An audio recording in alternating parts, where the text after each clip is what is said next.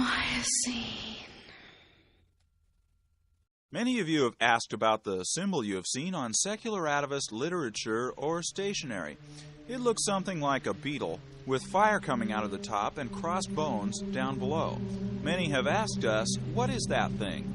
Some even going so far as to refer to it indelicately as a logo. Well, that thing is not a logo at all, but the symbol of our religion. We call it the throntum.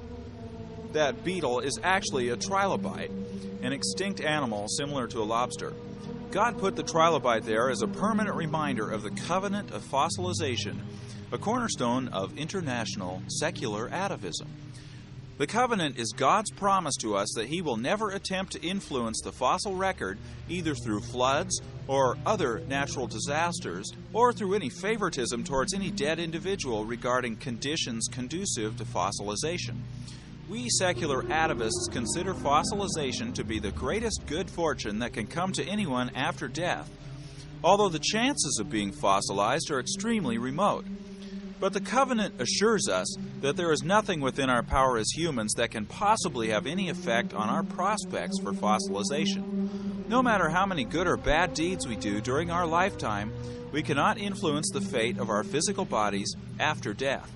The covenant gives us certain knowledge that whether we end up as fossils or as maggot food, that determination will be an utterly random and senseless event with no moral content, controlled only by physical laws without any unwanted interference from some pesky deity. Another provision of the covenant of fossilization is that God is not allowed to interfere with the fossil record in any way after it has been laid down. This prohibition is quite a bit more far-reaching than appearances might indicate.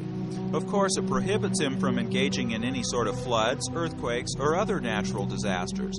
But it also prevents any monkeying around with atomic clocks, the speed of light, or any other natural constants that we need to make scientific measurements.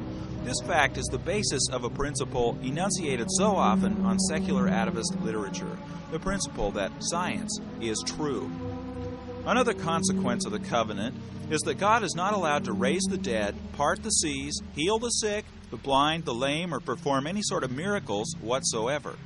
It is quite common in science to find that popular perceptions are without foundation and that a little scientific examination will show things to be very different from the way they are usually perceived by the public. In this case, we find that the omnipotent deity portrayed in one widely read best-selling fictional account is actually better described as omnipotent or omni-impotent.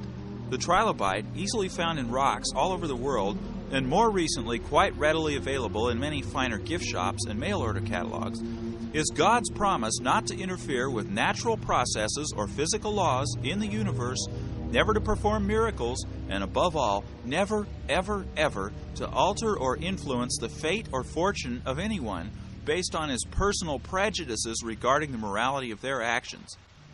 The crossed bones are the bones of Christ, which were found recently by archaeologists in Jerusalem.